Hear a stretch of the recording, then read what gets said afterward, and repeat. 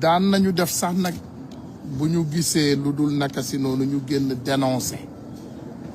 voilà bu ñu falee ñun ñëpp ñu jóg taper sur la table waaye on dirait que loolu tamit on est arrivé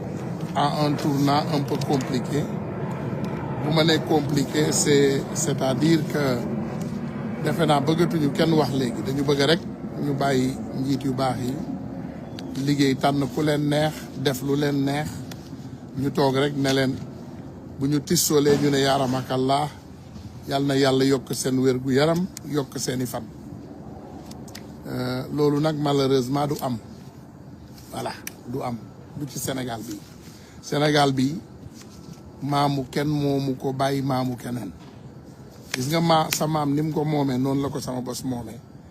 nang ci bokkee noonu laa ci bokkee li nga ci am loolu laa ci am ñun ñoo ci tolloo képp yàlla dafa def nag dañoo jël Sénégal teg ko ci ay loxo yu wóor muy loxo le président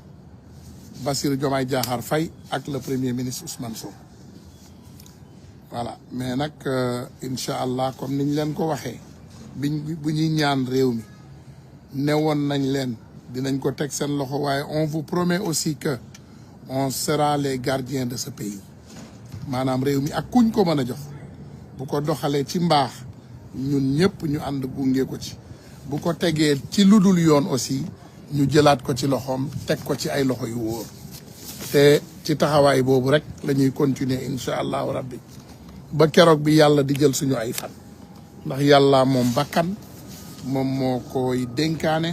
moom mooy xool ku ko neex mu jox la bakkan saa yu ko neexee nag mu jëlaat ko ci yow te kenn du ci mën dara yàlla rek a man loolu fan yi je pense que ni ngeen gisee jàpp yi xaw naa doy waar mais dafa fekk le président Ousmane Sonko notre premier ministre vraiment mu génn mu am lu wóor loo xam ne daf ko teg assemblée nationale mu ne réew mii de dootuñu ko bàyyi dootuñu bàyyeti kenn def lu ko neex maanaam lépp dinañ ko teg ci yoon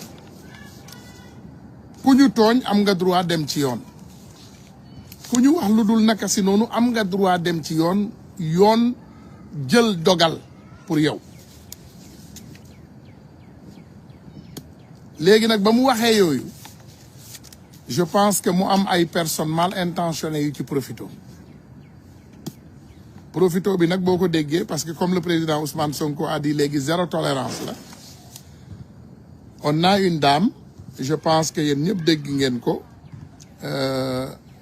Fatou Kiné Cissé plus précisément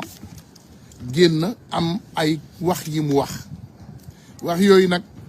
man Ousmane Tounkara may ñëwaat fii encore dëggalaat ko ne leen loolu mu wax dara dañu ci ndax loolu mu wax ñun ñëpp waxoon nañ leen ko fi et on vous avait dit que on a les documents pour le prouver mais xam nga boo yoree ay documents yoo xam ne dafa nekk top secret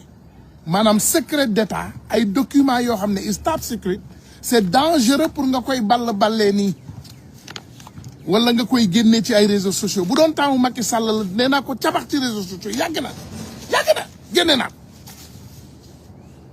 mais guddi yi ñu toll dañu fal ay jeunes bëgg ñu dimbali ñu doxal réew mi donc duñu compliquer dara déedéet dañuy nettoyer yoon bi ba mu set ñu xalal leen ko incha allahu rabbi ba ñu yegg fi ñu jëm mais nag dafay nekk ci ay conditions yu sûres yu rassurant mooy saay yii ngeen jàpp ba léegi xam ngeen ko je ne sais pas xamu leen ko je ne sais pas yéen a ngi ciy travailler je ne sais pas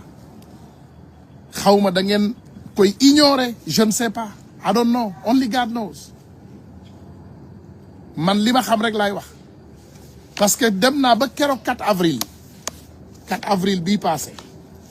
ma gis suñu premier ministre Ousmane Sonko wallahi muy takkal benn gendarme grade médaille mu ko koy takkal ci 4 avril bi sama karaw yaram bi yëpp dafa taxaw parce que c'est la même personne qui voulait l'assassiner ki nga xam ne moom moo doon joxe droit moom moo doon joxe ay autorisation ñuy tirer ci kaw jeunesse bi kooku la ñu doon takkal grade noonu keroog wallahi billahi tallahi lazim wallahi ki Ousmane Sonko doon takkal grade moo tax may ne yenn saay est-ce que ñun xam nañu li xew sama xarit bu baax bi mu ne va travailler oui c'est après le travail tu ne vois pas qu'il fait 5 heures il fait 16h34 chez nous donc ça c'est après le travail pour nous ouais mais merci pour les conseils quand même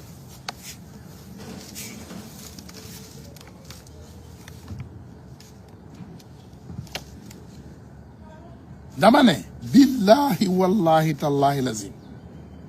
bi ma ko gisee sama yaram dafa daw donc ma ne nous y a toujours un problème de rupture jubal jubbanti la ñu woote de ak rupture totale gis nga rupture mënul am à moitié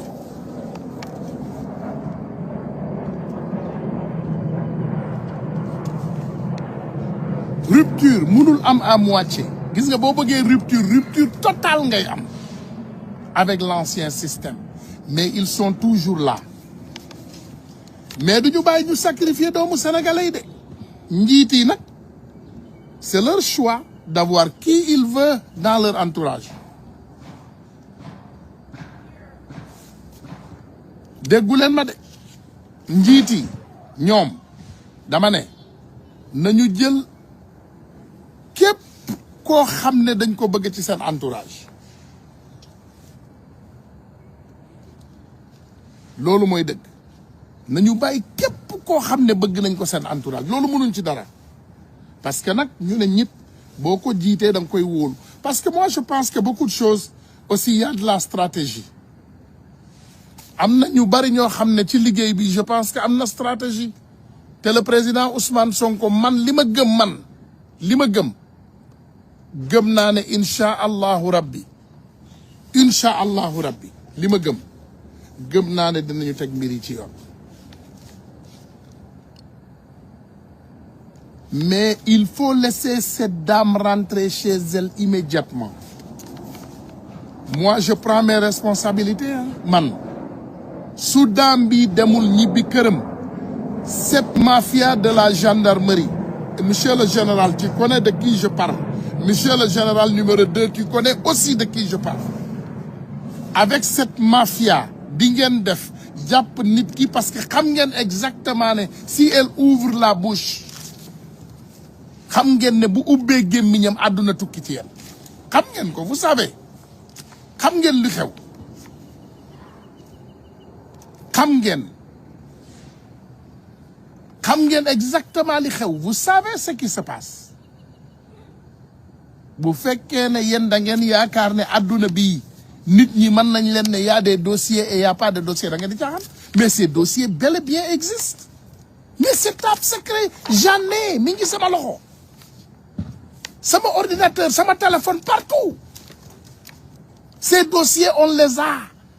preuves sur appui am nañu ay preuves yu dul jeex que ces mêmes hommes ces tueurs ces délinquants ces bandits mafia bi mi ngi taxaw tey la gën a dund on le sait ay général ay colonel barki Dembo Ndiaye suñu colonel bu baax bi nekkoon buntu fële waay conseil constitutionnel bi Moussa Fall tere woon pour mu bàyyi ki nga xam ne moom mooy mandataire u Diomaye pour mu dugg ak mandataire Ousmane Sonko pour ñu dugg déposer li nga xam ne moom mooy seen parrainage bi mu ko defee dañ ko jël def ko lan dañ ko dàq dañ ko jël directement yóbbu ko prison dañ ko bëggoon def ni ñu defoon capitaine Touré yàlla dimbali waa ji rek Pastef gagné ñu jël ko yokkal ko ay grade rapidement génne ko enquête am bi ñu ne ko ñu defee ne réer na nee nañ ko furaas da ngeen di nax seen bopp de lépp luy dossier muy document bitim réew bii ñu ne ñu ngi ko ne jàpp tapp suñu loxo di xaar ngeen dëng wala ngeen yaakaar ne da ngeen di marché ci boppu sénégalais yéen ngeen ne doo leen dund doo leen bàyyi nit ñi dund ngeen def ay tooxa doone yu mel ni ay montagne yu Barbados ngeen ne kenn du ko wax dañ koy wax de on va le dire amaana ku mel ni man naa ne man naa jàpp sama njàmbur ne teg di seetaan di déglu mais on ne vous permettra pas di jàpp ay doomu sénégalais di leen def nu leen neex ku wax ngeen ne da ngeen koy jàpp tëj on demande automatiquement que le président Bassirou Diomaye Diakhar Faye compromis tu nous avais promis que da ngay protéger les lanceurs d'alerte il faut les protéger mais il y a des délinquants il faut que ñu démasquer leen quand tu ne démasques pas un bandit tu le laisses là ils peuvent tous nous assassiner lii ma leen di wax nii nag it's a matter of national security sûreté nationale loolu la ñuy war a wax wallahi billahi sûreté nationale la ñii fa ne y a des personnes très dangereuses à vos entourages man nag yàgg naa wax defe naa ñi ma xam nañu ne 2016 ba léegi maa ngi leen di wax te lépp lu ma leen wax teg ngeen ci seen loxo ndax ba kenn mënuloon waxuma waxkat yu bees yi je ne parle pas de xam nga waxukaay vous voyez que man samay live sax dafa naka laa ko mën a tuddee organique samay live sax vous voyez que c'est pas masqué tout derrière moi defuma dara soluma masque puudaruma masqué wuma defuma xam nga je fais rien d'extraordinaire ndax dëgg rek laay wax te yàlla tax te dëgg nopp moo koy dégg du taar du dara li tax ngeen gis la plupart des temps mënoon naa def ni ñëpp dóor ab costume ñëw teg micro oui bonjour monsieur et madame non organique karaw bu froissé bi lunettes yi jacket bu modde bi t-shirt bi li ma gëm loolu lay wax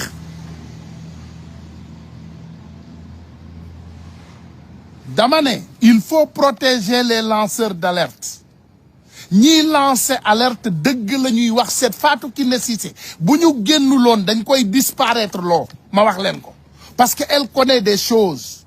et ce qu'elle connaît on le connaît ñun yàlla def na comme ni ma leen waxee ñun xam nañu bi mu waxee billahi wallahi tallahi lazim li mu wax yëpp dëgg la rien que la vérité parfois je ne suis pas d'accord man dama leen di wax man sénégalais la parfois je ne suis pas d'accord avec beaucoup de jeunes sénégalais nekk ci territoire du Sénégal di waxee nen ni parce que foo xam nga ne amoo fa sécurité loo fay waxee pourquoi nga fay wax loo xam ne moo tax nit ñu bari moo tax ngeen leen di gis li ñuy xataraay yëpp waa kañ ngay ñëw ak kañ ngay non laissez-moi je viens quand je veux je sors quand je veux te duma leen tàggu je n'ai pas besoin de vous dire quand je viens ou quand je rentre soxlawuma ko on est tous des Sénégalais suñu amee pour ñëw suñu biir réew te ñun ñëpp ñoo ko bokk ñu def ko suñu amee pour ñibbi ñu ñibbi mais je vous dirai que sama diggante ak yàlla tout ce que cette dame a dit c'est la vérité et les preuves sont là pour le confirmer dañu gaawantu paraxe tëbal ko jël ko yóbbu def seeni enquête labaj te ki ñu def muy enquête la dame l'enquêteur qui a fait enquêter cette dame mais kooku booyu Moussa Fall la section de recherche allez vérifier ce que je dis allez regarder ce que je vous dis ñii enquête dame bi c'est les jeunes de Moussa Fall qui l'ont fait l'enquête je vous dis que la gendarmerie nationale du Sénégal corps bu respectable la bu respectueux aussi mais ci biir am na ci des monstres il y a des monstres am na ci ay monstres lépp lu yàqu Sénégal ñoo ko fa yàq nit ku baax ku dee Sénégal ñoo ko rey nit ku baax ku ñu jàpp Sénégal bandi yooyu ñoo ko jëli après ils les font des grades ils les fait des hauts gradés ma ne la keroog bi ma gisee 4 avril Ousmane Sonko di takkal grade 7 personnes wallahi billahi sama karaw yaram bi yëpp dafa doon taxaw il y a même des gendarmes qui m'ont appelé yoo xam ne am nañu déception totale mais nag le guide il ne peut pas tout connaître parce que on le cache des choses newoon nañu leen il y a beaucoup de choses qui ne sont pas am na mbir yu bari yoo xam ne kenn génneewu leen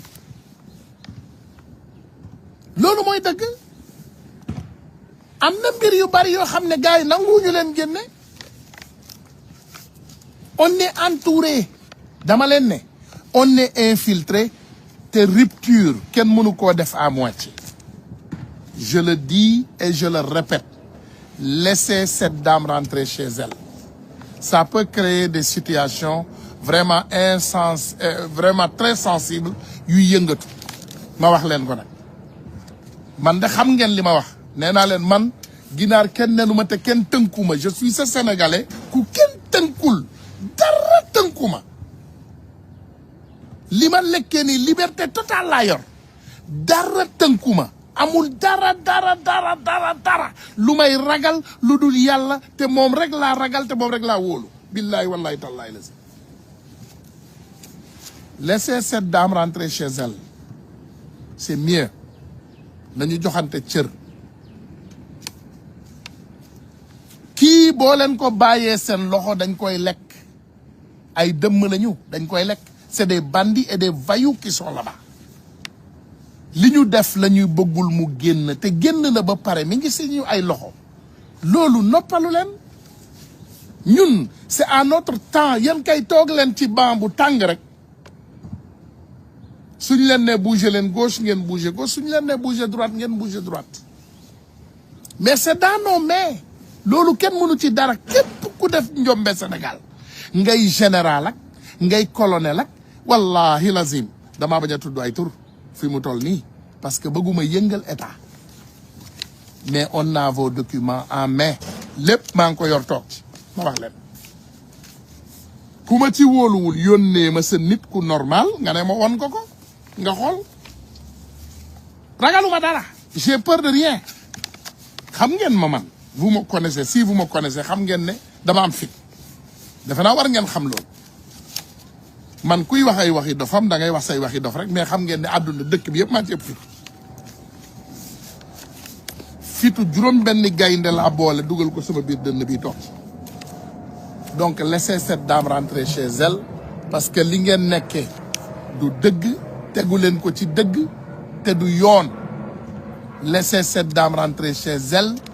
immédiatement te nos frères et sœurs on va les protéger barki Dembo Ndiaye bi fi Lamine Niass génnee un jeune tout simplement xam naa lu tax ngeen eenal ko de jeune boobu li taxoon ngeen jàpp ko in the first place mooy ndeysaan Ousmane Sonko mi doon laa biiram di def live am rek tudd ci tur ne voilà les jeunes comme Niass il faut faire comme ce jeune Anne muy dem ci kii di fësal projet bi rek ngeen jël Lamine Niass boobu ngeen def ko cible voilà gaynde la non non c'est tout simplement Ousmane Sonko gis na jeune bu doon def liggéey bu jaggi dayoo xam ngeen lan moo wutale patriotes yi ak les comme je veux dire les moutons de l'APR wala du ma leen manqué boobu respect sax bu ma leen ne les moutons de l'APR mais naa leen ne kii waay bétail électoral xam nga lan moo wutale patriotes yi ak bétail électoral ñun kenn jënduñu kenn moomuñu ameluñu kenn dara ñun ñoo def ci projet bi deful ci ñun dara te xaaruñ ci dara nag pour muy leer te ba léegi lépp luñ ci war a def dañ ko ci def pour projet bi aboutir mais on ne laissera pas en aucun moment duñu bàyyi ay doomu aadama yaakaar ne da ngeen ñuy tënk vous allez nous prendre en otage da ngeen ñuy def lu leen neex ku leen neex ngeen jàpp vraiment arrêtez vos magouilles lu ëpp tuuru de dañu ne teg noppi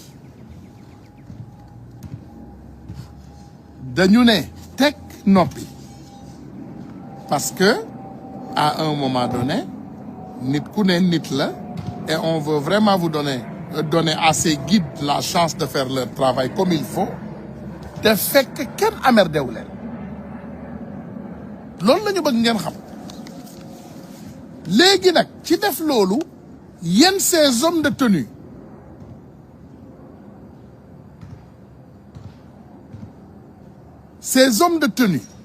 ngeen bëgg a jóg di jàpp ay doomu jàmbur di leen noot di leen def seen banditisme am na ku ma ne léegi tu as les voies autorisées pour parler avec les autorités man awma boobu problème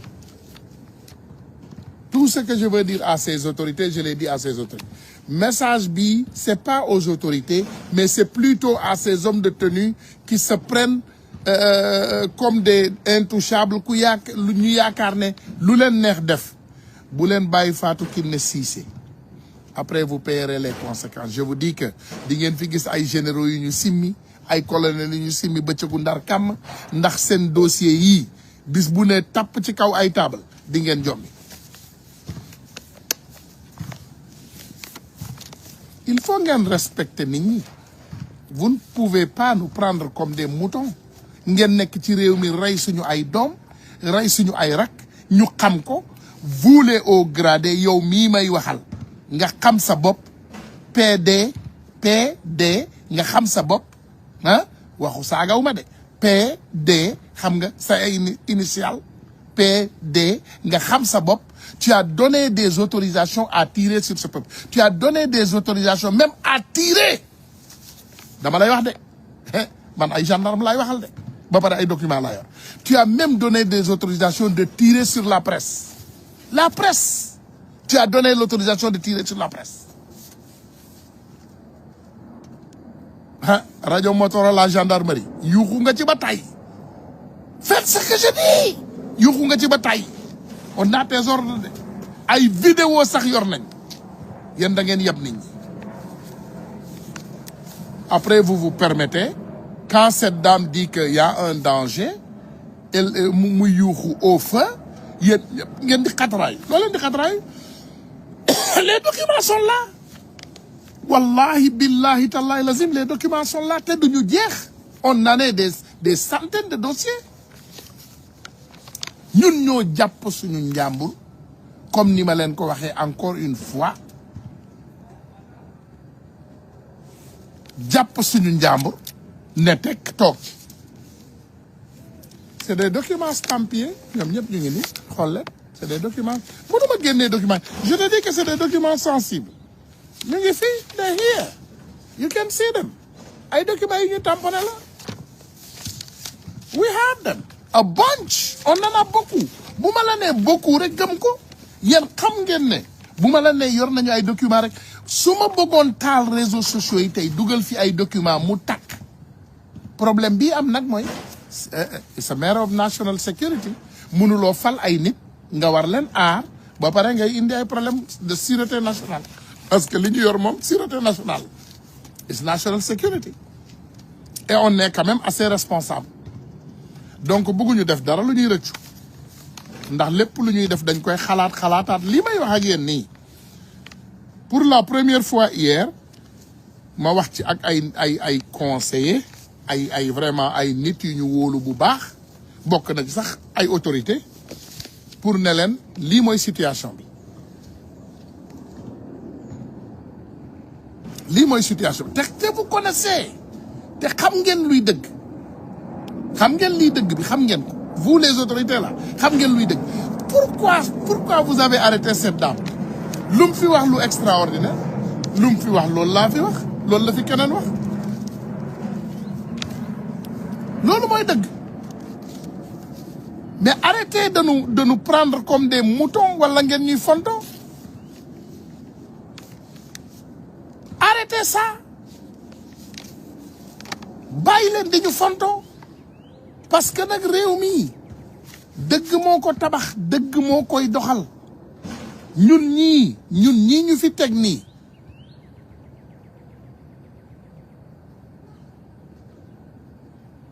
mu ne pardon c'est quelle dame et ce qu'elle a dit well ñoom xam nañu c'est quelle dame comme niñ leen ko waxee encore une fois je pense que yegg nañu daal foo xam ne cette Fatou Kiné Cissé, encore une fois, ce qu'elle a dit, vous le savez. Te xam ngeen exactement ne lépp lu muy wax yor na ko. Yan preuve lay indi day dem jël preuve yi kum koy teg loxo gendarmerie la koy teg. Tu peux accuser des gendarmes et aller faire une enquête à la gendarmerie, à la section des recherches, avec un jeune de Moussa Fall qui est prêt à te sacrifier. Tu lui donnes tes preuves. Mais preuves yi ñun ñu ngi ko yor bàyyi leen femme bi bu dee preuve ngeen bëgg ñëw leen ci man. J'ai les preuves. Wallahi billahi tallahi lazim li may wax ni man jullit laa xanaa ku gëmul dara xam nga ne damay julli. Billahi wallahi tallahi lazim j'ai les preuves. Billahi wallahi tallahi lazim j'ai les preuves. Billahi wallahi tallahi lazim j'ai les preuves. Billahi wallahi tallahi dara jaralu ma loolu xanaa nga indi woon kaamil ma teg ci sama loxo j'ai les preuves. Preuve yi kay mi ngi fi xanaa kay leneen ngay wax. On est quand même responsable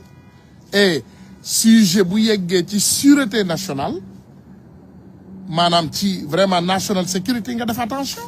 Tu es un peu responsable, c'est tout. Mais lii daam bi wax waaye yow mais on l'a dit, on vous a même donné des noms. On vous a même donné des noms. La dame quand même moom joxewul benn tur mais nous on vous a donné des noms.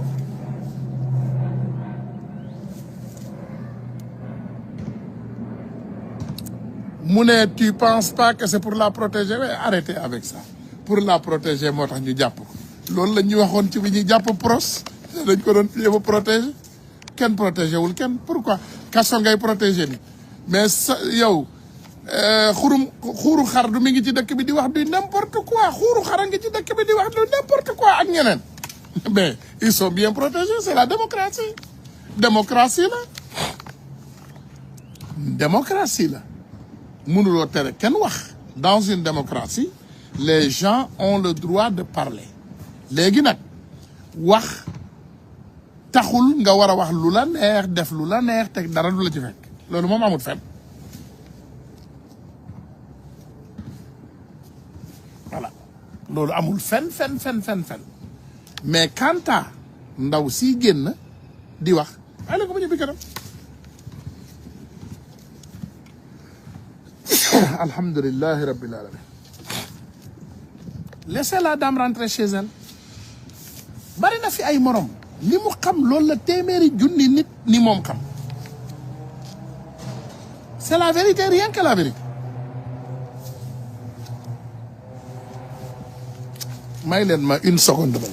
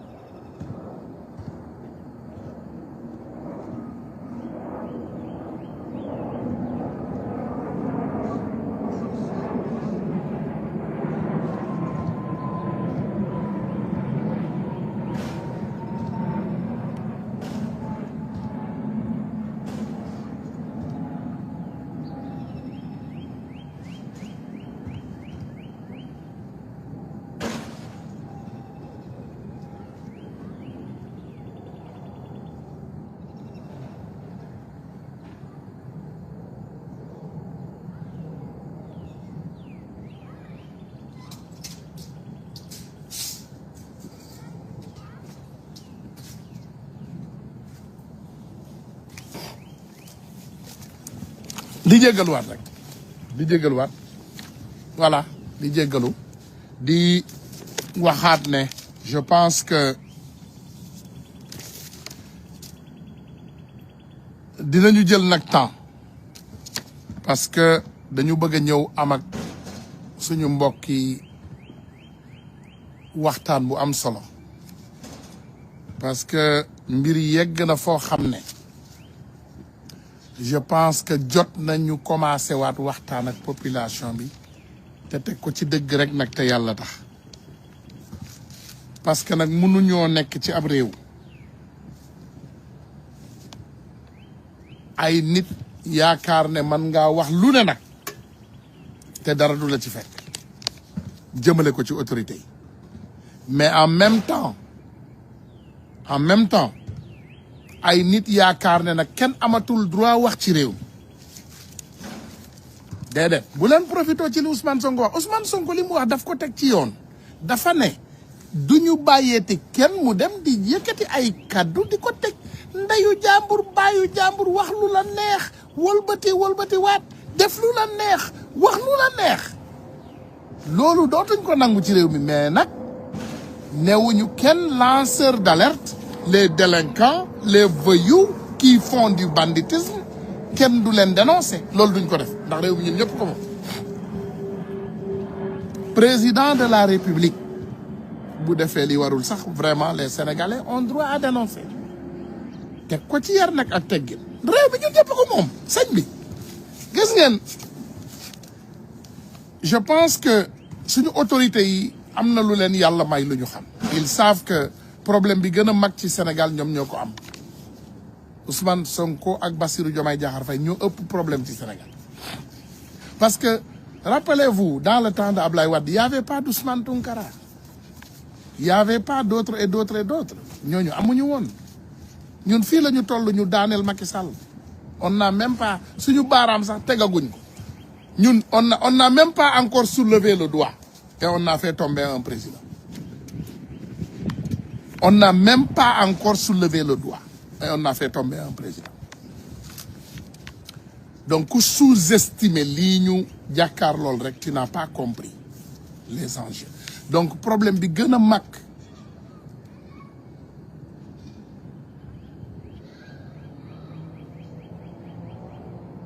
problème bi gën a mag tey bi gën a mag suñu njiit yi ñoo ko yor parce que nag dañu teg responsabilité bu rëy seen loxo voilà freedom of speech maanaam il faut ngeen xam ne loolu loi bi moo leen ko may liiral na leen article loi bee leen ko may loi Sénégal may na doomu aadama bu ne nga wax li nga xam ne moom moo la saf waaye nag da nga koy teg ci yar ak teggin de wax li la saf dafay tolloog nga ñëw jàkkaarloog Ousmane Tounkara sa nangam taan ndey sa nangam taan baay maa def nii sa ndey maa def nii sa baay loolu kay man à mon cas loolu bu la ko kenn tere waaye boo ko defee ba ren di déwén xamal ne yow di nga masam lekk weñ ba ren di déwén xam nga luy lekk weñ it merol laaj leen américains yi loolu lu mu teg xam nga weñ di nga ko lekk muy ren di déwén di nga ko lekk bottom line donc munu leen à un moment donné yaakaar ne vous êtes permis de tout faire xam nga man sénégalais dafa am lu ma neex ci yéen sénégalais day def njombeem bu ne weñ nga gis ko mu ne la diw daf ko doon def j'ai vu même gis naa ay nit yu ma catégorisé yéen xamu leen ne man je vous dis alhamdulilah naa yemale naa bàyyi foofu rek parce que le mana c'est quelque chose qui m'intéresse pas mais da ngay gis sénégalais boo xam ne da ngay wax ak moom fulla ak fayda nga teg sa lépp ci dëgg jékki-jékki rek mu ne la non Ousmane Tounkara moo fi nekkoon di saaga Ousmane Tounkara moo fi nekkoon di rey ay nit Ousmane Tounkara moo fi nekkoon di def lii yéen what's your problem hein at least boo leen di wax be honest to yourselves man benn nit bi ma amal problème muy Macky Sall ak Marème Faye Sall est-ce que xam ngeen ñooñu li ñu teg ci sama der bi ak sama deru njaboot bi est-ce que xam ngeen saagakatu Macky Sall bi yi gën a salte lu ñu tegul ci suñu njaboot yi ñun vous les voyez est-ce que vous gis ngeen leen Macky Sall rek mooy jël prostituée yóbbul ñu assemblée nationale muy saaga nit ñi ndey suba ba guddi jot et vous voyez tout ça vous les mettez à côté et vous êtes là à nous emmerder waaw Ousmane Tounkara moo doon saaga kan laa doon saaga man dama am classe pourquoi vous voulez me catégoriser de je ne sais quoi man dama am classe pourquoi ngeen bëgg maa jël te loolu mooy seen défaut numéro 1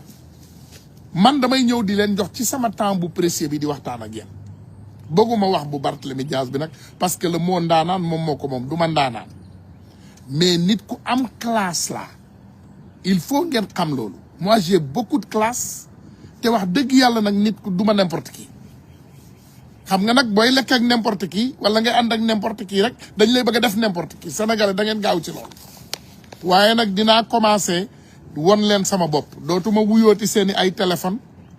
nekk ki ma war a nekk toll fi ma war a toll ngeen woote ba jommi doo leen ma jot yónnee ay message du ma leen faale yéeg teg fi ma nekk après vous allez comprendre voilà parce que comme wàccee nga sa bopp tolloo nga ak ñëpp ku la woo jot la foo dem dajeeg ñëpp foo dem waxtaan ak ñëpp lekk ak ñëpp ci même bool bi voilà ils t'ont mis dans le même sac arrêtez avec ça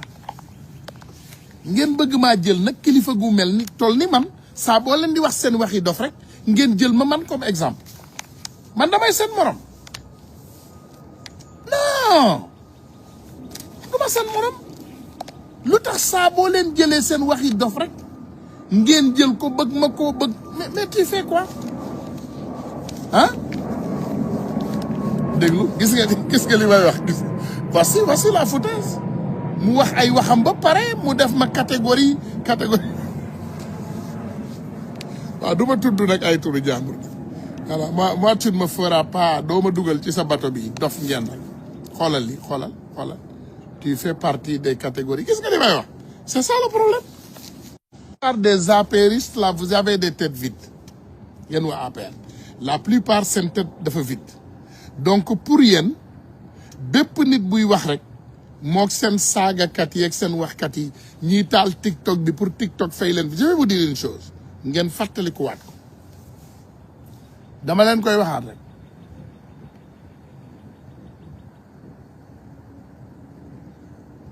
dama leen koy waxaat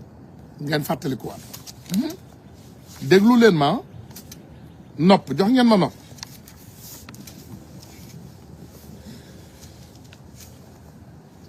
amuma benn page bu ma monétiser déglu leen ma encore une fois page Facebook TikTok YouTube amul benn page bu Ousmane Tounkara monétiser parce que bugguma conflit d'intérêt bi may xeex dama ne damay xeexal Sénégal te yàlla rek tax bugguma nekk benn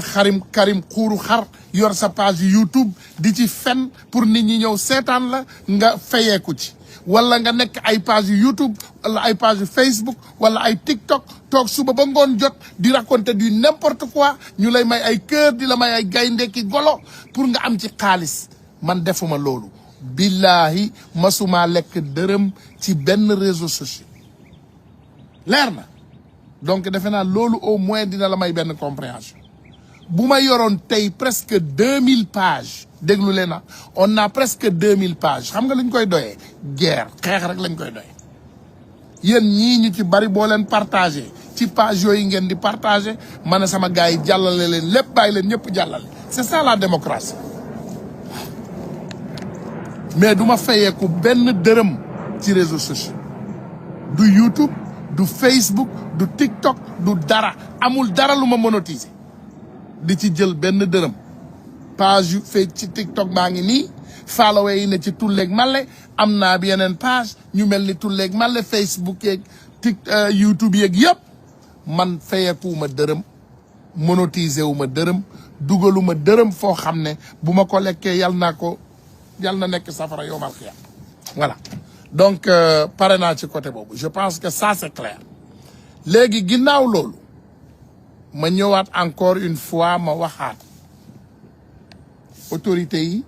nañu bàyyi Fatou Kiné Cissé mu ñibbi këram loolu mooy dëgg parce que li mu wax dëgg la les preuves existent et on les a donte comme ni ma leen ko waxee suñu njiit yi ñoo ñëw ñu leen di alerter ñu dem à un moment donné ñuy def yëfu maa tey nag ndax xam nga Ousmane yi ñun dañoo xaw a dëgër bopp donc suñu waaju sell ji mujj gi mu dem nag di def yëfumaa tey te comme man Ousmane laa tudd te xam naa ne Ousmane yi dañoo dëgër bopp te sama waay la donc ñu ne xaaral ñu bàyyi leen ñu doxal ba ci kanam bu ñu doxalee ba ci kanam ba gis dëgg bi ba xam ne fii ñu teg seen tànk baaxul après dinañu dellu ginnaaw et je suis rassuré que ñu ngi koy gis parce qu'il y a beaucoup d'incompétence dans leur rang il y a beaucoup de sabotage ñi ngeen jël ñu bari xamu leen ñi ngeen fa fekk dañuy saboter mënuloo nga jël ay nit yu baax ñuy ñëw di la liggéeyal nga bàyyi fa ay waa APR dañuy ñëw saboter li nga xam ne moom ngay def c'est ça la vérité dañuy saboter li ngay def mënuloo def liggéey bu baax bi ngeen di def nii ngeen bàyyi fa ay waa APR c'est pas possible dañuy saboter seen liggéey waa APR yi fépp foo leen bàyyi lépp loo leen tabax dañ koy toj lépp loo leen liggéey dañ koy saboter mais nag c'est votre choix c'est ce que vous avez choisi qu'on vous laisse vous le savez et on vous a laissé et on vous regarde mais quand ça y va de la sécurité la sûreté de notre pays on va prendre nos responsabilités te foofu la ñu jëm mënuñoo toog nag seetaan ngeen xool patriote yi man ci Pastef rek laa gis nga ñëw taxaw nga am 4000 cadres 4000 cadres yooyu jëlaguloo ci 50 wala naa ne non je ne vais pas exagérer jëlaguloo ci 200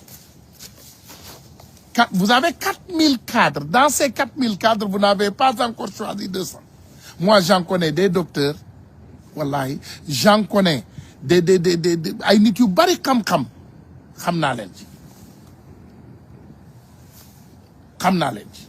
waaye nag comme niñ koy waxee toujours is not my place Donald Trump de suñu Donald Trump mu sell mu wérul mi biñ ko fi tegee une semaine la jël il a changé tout son cabinet il a mis toutes les personnes qu'il faut à la place qu'il faut ku mu neexul mu ne nga mbëkk miir mais nous nos autorités après 1 an ils sont toujours à la recherche des hommes normaux pour les mettre à la place qu'il faut après 1 an on a toujours l'incompétence totale ici par exemple à New York l'incompétence totale boo ñëwee New York da ngay mel ni tout léegi male c'est le Sénégalais lambda qui s'occupe des Sénégalais lambda bi mooy toppatoo Sénégalais yi allez voir dans les rues c'est les mafal les nangam yi amul benn genre autorité boo xam ne am na benn contrôle ci Sénégalais yi rien du tout rien du tout zéro au contraire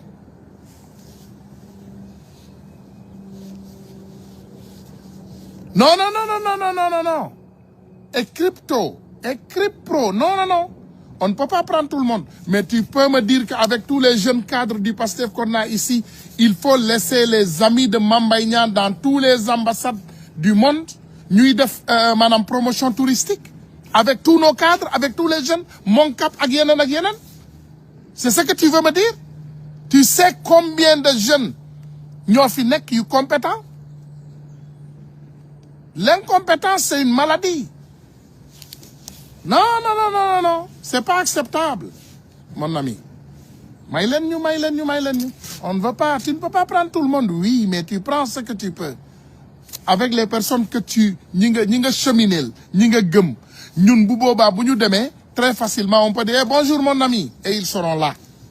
et ils vont faire le travail qu'il faut waaye léegi da ngay woo ay bandi sax di leen wax ay travail yu sérieux ñu nekk fa naan la oui les documents sont envoyés maintenant on attend les réponses lii moo xew lii rek moo fi am rien ne bouge et j'espère bien que ça va changer bàyyi leen Fatou Kiné Cissé mu ñibbi këram bàyyi leen ko comme ni ma leen ko waxee donte boo leen jàppuloon kooku sax amaana lii may wax nii sax akas néew du ma ko wax parce que dama ne tekk di travailler ci li may travailler dans du sérieux di volontaire di dimbali jeunes yi comme niñ ko war a defee ñoom ñëpp ñu mën a nekk ci jàmm loolu rek moo ñu intéressé leneen intéressé wu waaye nag on veut la paix mu ne même le DAGE qui avait remboursé les 500 millions est toujours en place voilà lii de man waxuma ko ils sont là nos jeunes sont là ils sont braves ils sont capables ils sont intelligents c'est des travailleurs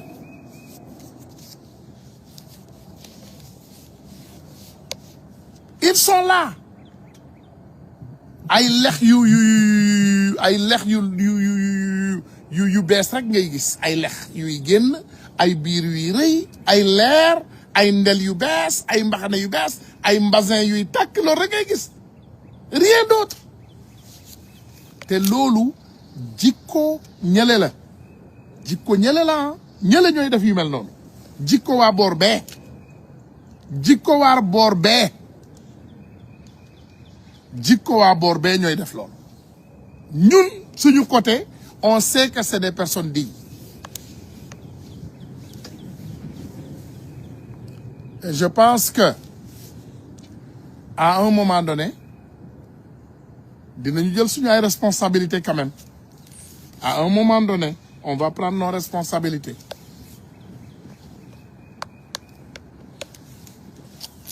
à un moment donné Baos moom Khadim Bamba kooku jàmbaar la lui il est extraordinaire comme notre shérif Amadou Chérif Diouf suñu ministre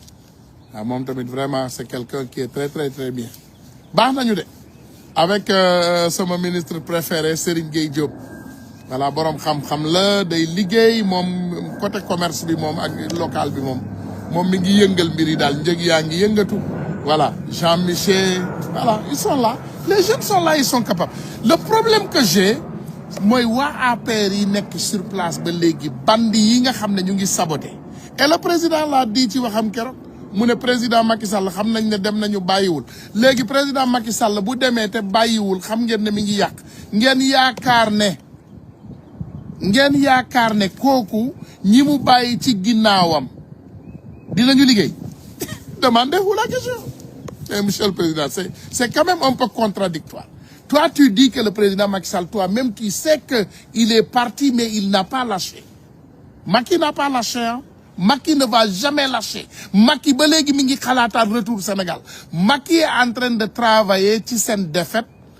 pour que mu ne sénégalais yi jooyaat pour ne oh namm nañu Macky namm nañ la Macky ñëwaatal sonn nañu Macky lekkuñu naanuñu Macky loolu lay envisager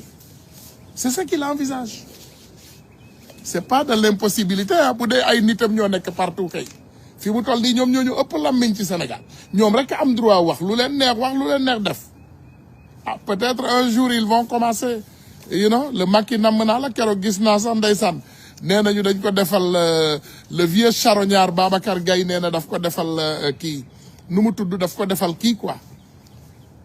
loolu ñuy def nu mu tudd ñun bi ñu defee suñu quand on a fait notre waaye li ñuy signé waaye ce qu'on signe la sama bopp bee fees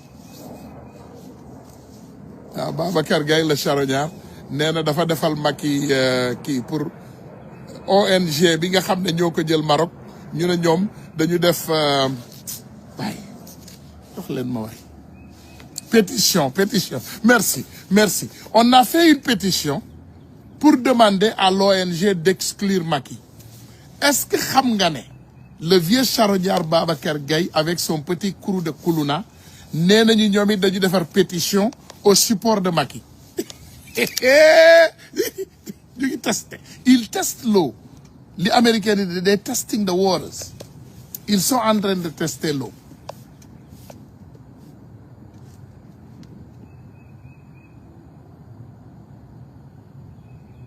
ils sont en train de tester l'eau mu ne voilà y a quelqu'un qui dit combat mu ne pourtant Serigne Gueye Diop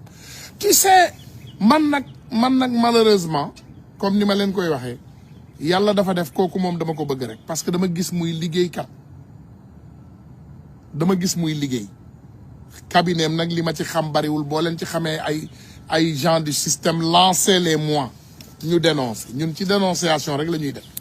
les gens du système doivent être radiés il doit dégager de ce projet parce que amuñu benn place ci projet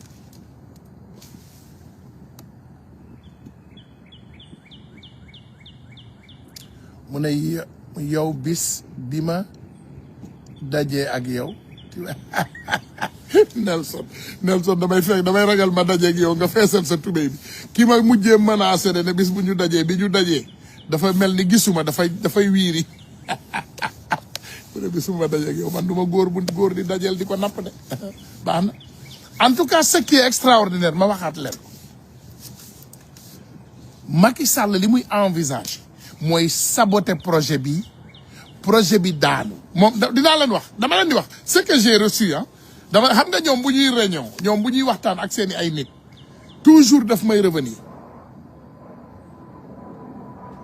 voilà Ousmane Ndiaye waaw loolu la de les Ousmane moom ñun dañu gëm dëgg te ragaluñu dara on n'a pas froid aux yeux voilà Macky Sall benn projet la am moom nee na projet fi mu toll nii mooy nañu fexe lépp lu ñu mën ñoom waa APR pour suñu gars yi nekk au pouvoir échoué bu ñu échoué après ñoom ñu solliciter le retour de Macky Sall ñu jooy quoi ne vraiment dëkk bi metti na voilà ñuy kaas Macky namaat nañ la Macky ñëwaatal oh vraiment Macky retourne billahi lii la ñu gëm ñoom lii mooy seen ngëm-ngëm mooy projet bi échoué ñu xeex ak ñi fi nekk après bu ñu xeex ak ñi fi nekk ñu fexe Macky dellu siwaat sëñ bi j'ai mal au cœur waaw maa ngi ziyaare bu baax a baax Aliou ziyaar naa la j'ai mal au cœur sëñ bi parfois damay xalaataat xool lii nekk di trempé et j'ai mal au cœur Youssou Seck mu ne laisse Sénégal en paix jamais je laisse pas le Sénégal on a bâti le Sénégal ñun ñoo defar Sénégal laisse le Sénégal en paix jamais je suis sénégalais 100% ay waay laisse le Sénégal en paix non Sénégal kay mi ngi soog a am liggéey il faut ngeen comprendre que il faut faire une rupture totale Monsieur le Président Bassirou Diomaye Diakhar Faye, quelqu'un qui est très gentil, serein, calme, et vraiment xawma tey, et vraiment inclusif, erreur technique yaa ngi koy def moom président. Tu fais des erreurs techniques. Faites un Ibrahima Traoré du Sénégal. Sénégal jël leen ko ngeen matt loo leen matt mu dagg. Mais regardez notre petit pays frère Burkina. Man nag ay coup d'état sax peut-être d'accorduma ko mais regardez le Ibrahima Traoré il est partout il travaille il fait tout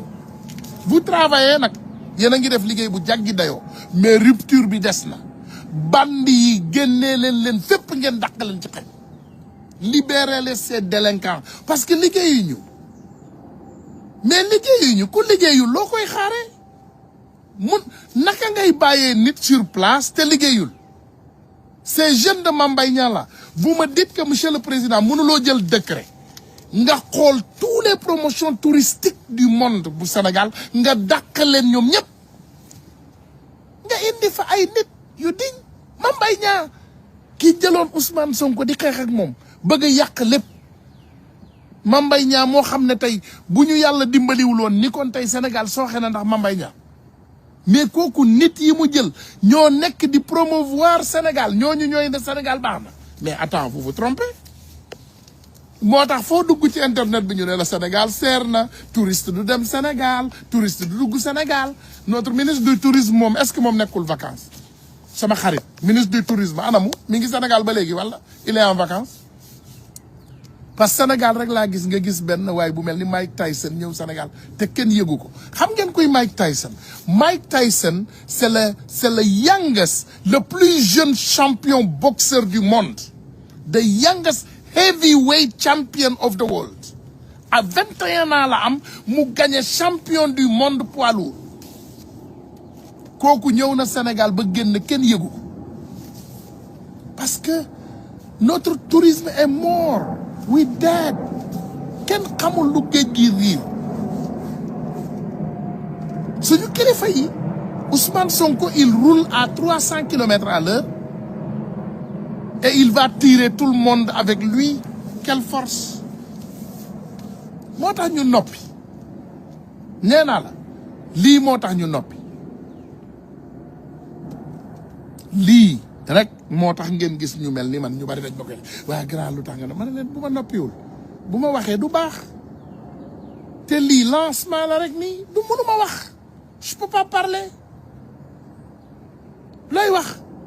tu vas dire quoi looy wax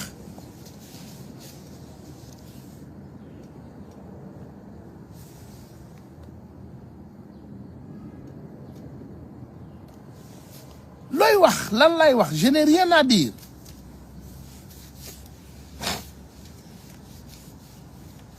Mame Mbaye Niang vous vous permettez Mame Mbaye Niang mooy toog kooku nitam yi mu jëloon dugal leen ci dëkk yi pour ñu promouvoir tourisme Sénégal Mame Mbaye Niang moo doon ministre du tourisme donc ñi mu jëloon teg leen fa ñooñu ñoo fa nekk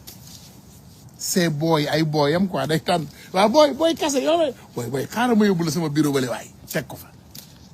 ils ne foutent rien ils ont un salaire rien monsieur le président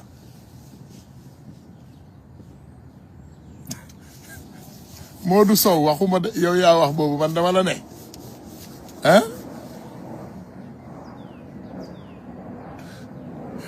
parfois ça me fait mal au cœur et c'est un peu quand même it's deceiving but it is the truth mu ne Papa Diop nee na don't give up no I will not give up xam nga il faut ngeen comprendre dara je m'entraîne bien je mange bien je réfléchis bien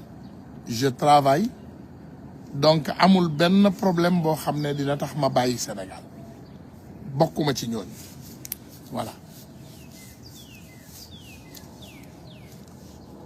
voilà donc man dara ci àdduna ébranlé wu rien boo leen xam naa boo leen laajoon Ousmane bi tey ngeen ne ko ban waay mooy gën a metti sa bopp dina ne benn waay rek moo mën a metti bopp kooku Ousmane la tudd moom it comme man ku dëgër bopp la Ousmane yi ñoo dëgër bopp ñoo mel noonu c'est les Ousmane qui sont comme ça mais nag je pense que il faut savoir que Macky est en guerre contre nous et les hommes de Macky que vous avez sur place vraiment da ngeen ñu bëgg a sonal rek bëgg a ñoo toroxal rek mais Macky lépp lu takk ci Macky yàq moo ko indi Sénégal mënuma la ne indignement jàppal ay nit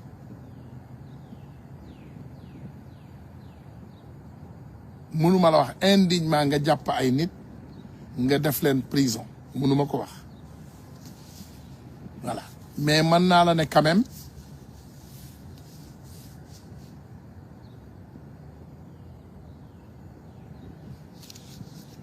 voilà mën naa leen ne quand même on a un problème sérieux et ce problème c'est Macky et ses hommes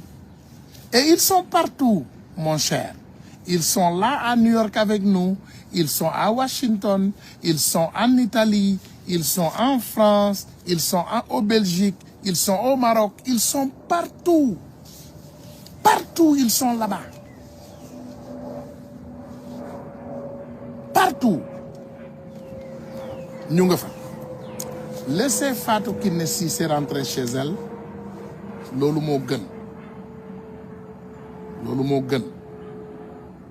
bàyyi leen Fatou Kiné Cissé mu ñibbi këram ñun duñu mës a taxaw di nangu injustice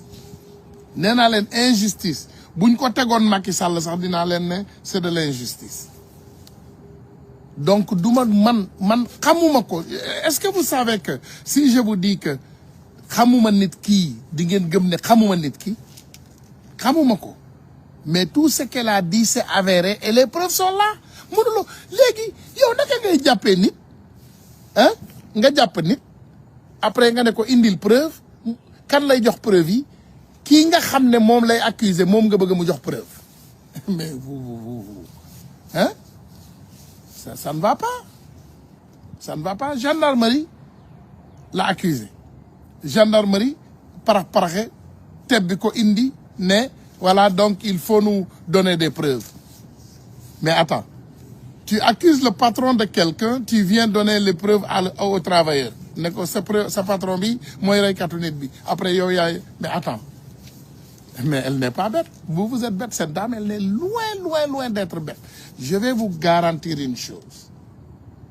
C'est le garantie. Si vous ne bayiwul dame bi, di ngeen gis lu melni tulleeg male. Lu melni kaani habanero mooy kaani bi gën a tàng boobu. Ñu jël ko rek ruux ko ci sa ñaari bëteeg sa bakkan. Imaginez loolu lu muy sànni. Faut laisser cette dame. Aujourd'hui, j'ai eu une discussion sereine, une discussion calme, une discussion, je pense, que respectueuse. Lolo. Donc, nous avons les guns, nous devons. Nous avons les guns, nous devons. C'est côté de guns. Parce qu'il y a le de guns.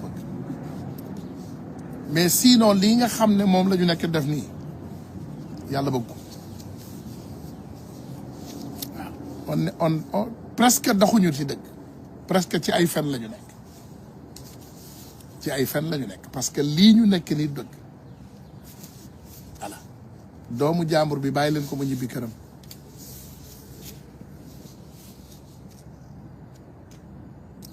Pape Diagne certaines preuves sont à garder. Billahi, tout ce qui est enveloppé dans ces problèmes. Vous avez des généraux, vous, en ce moment, Ousmane Sonko, qui me donne takal grade, 4 avril, c'est les mêmes personnes qui donnaient des ordres pour le tuer. Mais Sénégal, c'est comme de la guignole. Mais tu ne peux pas avoir des gendarmes indignes parmi des gendarmes dignes. Et les indignes, c'est les hauts gradés. Et les dignes, ils ne sont pas gradés. Et les hauts gradés vont toujours essayer de mater ces dignes. Il faut les radier de la gendarmerie. Dakkal len comme kat génne len fa. Takkal ngeen ay nit grade. Billahi soo leen xamoon di ngeen leen 6000 grades.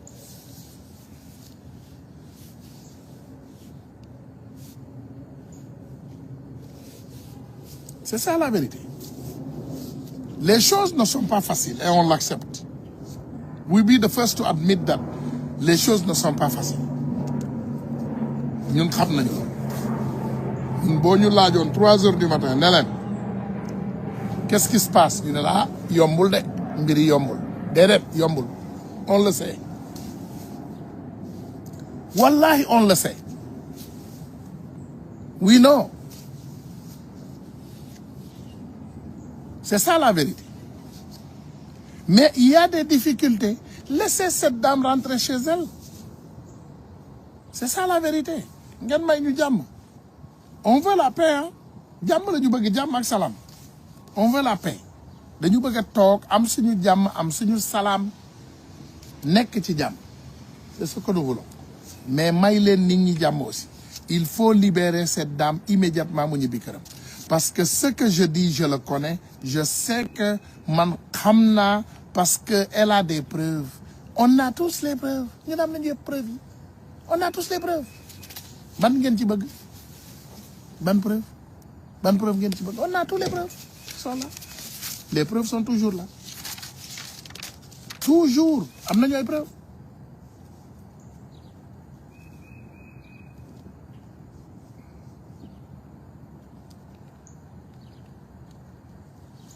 On a des preuves. Du jeex. Li ñu yor ci preuve barina. Li ñu yor ci preuve barina de. Nee naa leen ba ci document Amadou Sall jëndum arme li ñu xam barina de. Faites attention.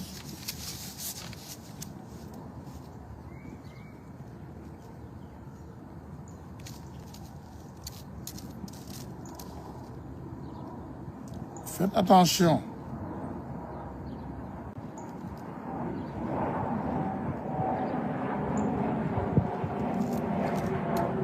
li ngeen bëgg a def loolu du doxati mate moom c'est fini. Je ne parle pas de nos autorités hein, je parle plutôt aux xam nga bandi yi nga xam ne ñoom lañ fa bàyyi ba léegi ñu nekk di fayantoo xale yi parce que lii ngeen def par exemple Lamine Niass l'autre jour lan la lu dul coxor ça c'est de la lâcheté yéen a ko tey ngeen jàpp xale yi di leen attaquer yéen a ko tey vous faites exprès vous attaquez les gens voilà.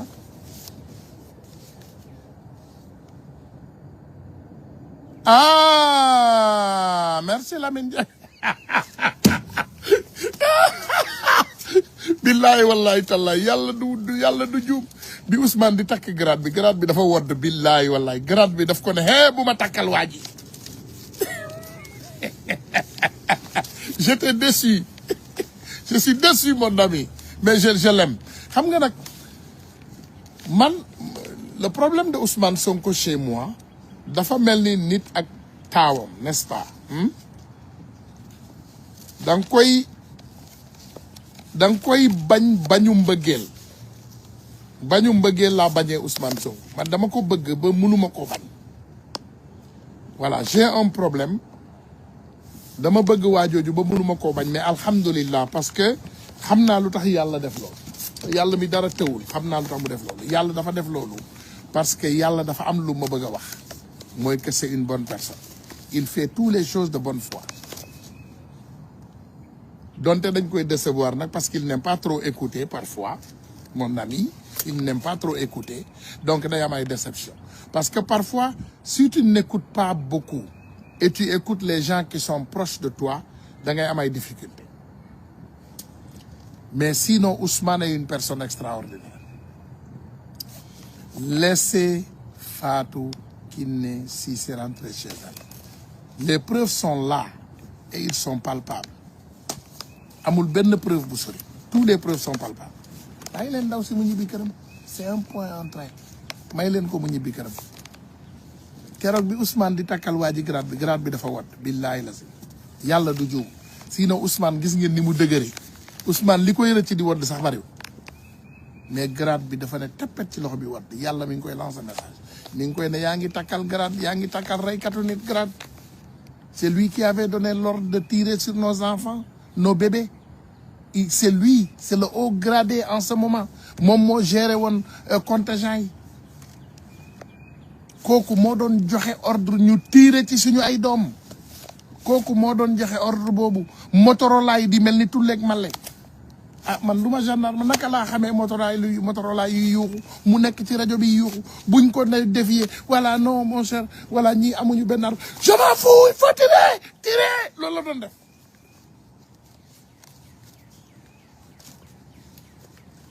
lii la doon def il faut tirer ñu ne ko non ah mon cher voilà journaliste yi tirer il faut tirer lii la doon def il donnait des ordres de tirer sur la population kooku la ñu takkal grade et je pense que le ministre de l'Intérieur le général Jean-Baptiste Tine il connaît ces choses-là pourquoi parfois ne le pas dire aussi aux autorités seen affaire militaire yi sa waay noppi yaru militaire bi tamit yéen saa yi mën ngeen ñu créer le problème ah parce que comment connaître un délinquant un bandit ngeen gis ñu koy takkal ay grade kenn du taxaw ne bu leen ko def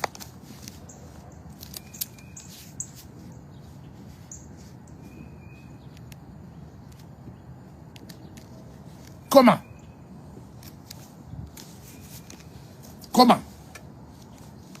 si vous n'êtes pas sûr au moins radier les hommes bu leen fi bàyyi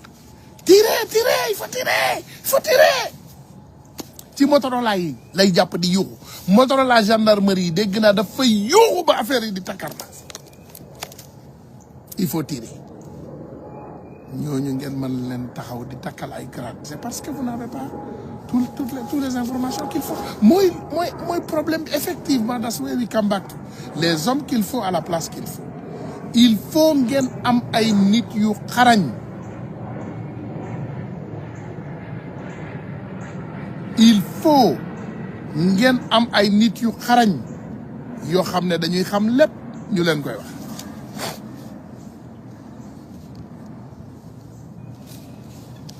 loolu mooy dëgg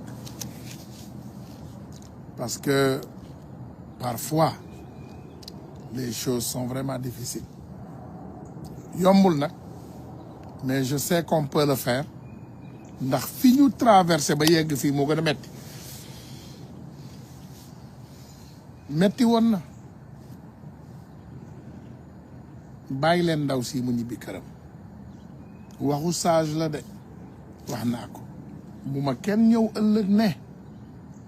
ah Ousmane waroon ngaa waxee nii waroon ngaa dànkaafu balaa ngay génn tu devais d'abord avertir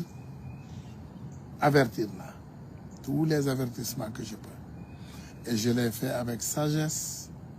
avec une voix très calme ma ne leen bàyyi leen ndaw si